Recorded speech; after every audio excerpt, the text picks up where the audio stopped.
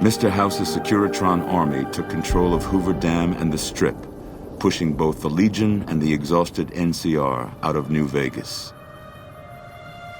Mr. House continued to run New Vegas his way, a despotic vision of pre-war glory. The streets were orderly, efficient, cold.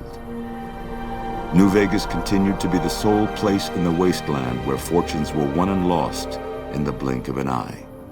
The Courier, fair and kind-hearted to those in the wasteland, ensured that Mr. House would keep New Vegas stable and secure for future generations.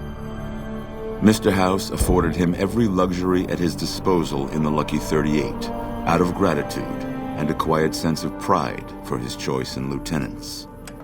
Tabitha and Rhonda went east, through Caesar's Land.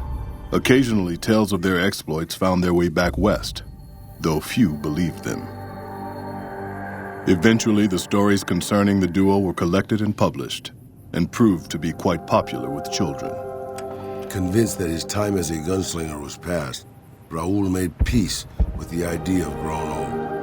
After traveling with the Courier for a time, he retired and settled down in Outer Vegas, where he would spend his days fixing ancient machinery. Mr. House showed little interest on the Boomers, who eventually began venturing out to Nellis to meet and trade with travelers. Buried beneath tons of rubble, the Mojave chapter of the Brotherhood of Steel was no more. Those few who were outside the Hidden Valley bunker when it was destroyed settled into new lives, or headed west to find a new chapter to join. The death of the Mojave Brotherhood came much too soon for Veronica, and in their absence, she felt truly lost. Yet in its wake, she took small comfort in her decision to remain by their side through their few remaining days. Their leaders destroyed by the Courier, the fiends scattered throughout the wasteland. Without the organization of Motor Runner, Cook, Violet, and driver Nephi, they were easy prey.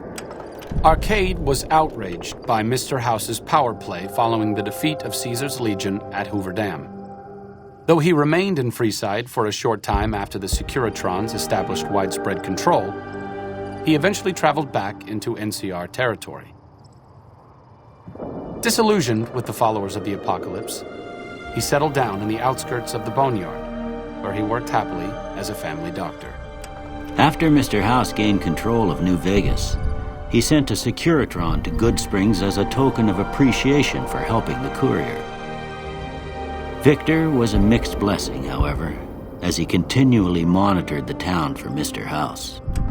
The slaughter of the Van Graffs and the Crimson Caravan caused no end of trouble for NCR back west. Already struggling, NCR's supply line suffered further as the two caravans withdrew support until the massacre in the east was resolved. Cass lived to see Hoover Dam in its old world glory, humming with power the likes of which the Mojave had never seen. Vegas burned brighter than ever. Securitrons filled the streets, and Cass's heart skipped, just a little. Her last words were to the dam, and to herself. We were going full speed ahead, but facing backwards the whole time. During the Battle of Hoover Dam, the Great Khans quickly evacuated Red Rock Canyon and headed north and east into the plains of Wyoming. There, they reconnected with the followers of the apocalypse and rebuilt their strength. Bolstered by ancient knowledge of governance, economics, and transportation, they carved a mighty empire out of the ruins of the Northwest. Thanks to the Courier and Lily, a cure for the Nightkin's schizophrenia was found shortly after Dr. Henry's experiment concluded. Nightkin and other super mutants in the wasteland flocked to Jacobstown, and the town became known as a haven where a mutant could find peace. Encouraged by the Courier to take her medication regularly, Lily's mind eventually attained a semblance of clarity. Her memories dulled by the pills, she cast aside the recording of her grandchildren, no longer remembering its significance. During the Second Battle of Hoover Dam, some kings took it upon themselves to launch several attacks on NCR citizens and soldiers around Freeside. Mr. House looked on these actions favorably, seeing them as proof of the king's loyalty to New Vegas, and decided to leave them alone. After Ray's brain was transplanted into Rex's cybernetic body, it took Rex some time to adjust to the old scrapyard dog's memories. Eventually, Rex's mind settled peacefully, melding his own memories with that of long travels with old Lady Gibson. Shaped up by the courier's advice, the Misfits distinguished themselves during the Legion's attack on Camp Golf. Mags was finally promoted to sergeant, and the rest of the Misfits received an official commendation. They continued to serve with distinction for many years. Though Novac was a low-priority target for the Legion, many of Novac's citizens died in its defense. In the weeks that followed, several bright followers returned to Novac to help restore its defenses, allowing it to remain independent of NCR. Though NCR was withdrawing from the region, Boone remained in New Vegas, finding work as a security guard and caravan scout along the highways. While he might have preferred rejoining his old unit, Boone couldn't bring himself to abandon the city where he'd met his wife. After Hoover Dam, the leaderless powder gangers at the correctional facility vanished into the wastes, leaving the prison empty. The correctional facility became another abandoned ruin in the wasteland, its carcass occasionally picked over by enterprising prospectors.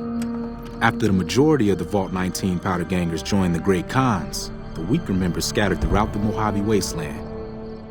Though a few managed to erase their past, most never survived the journey. Prim Slim proves to be an able-minded, if not able-bodied, sheriff for Prim. And due to his slow speed, some crooks get away without a scratch. But Prim continues to prosper under his watchful, robotic eye.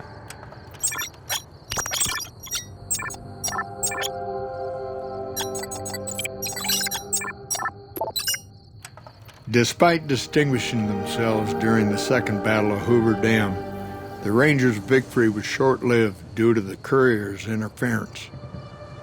Chief Hanlon personally directed the evacuation of the Rangers to Mojave Outpost as they fell back into NCR territory.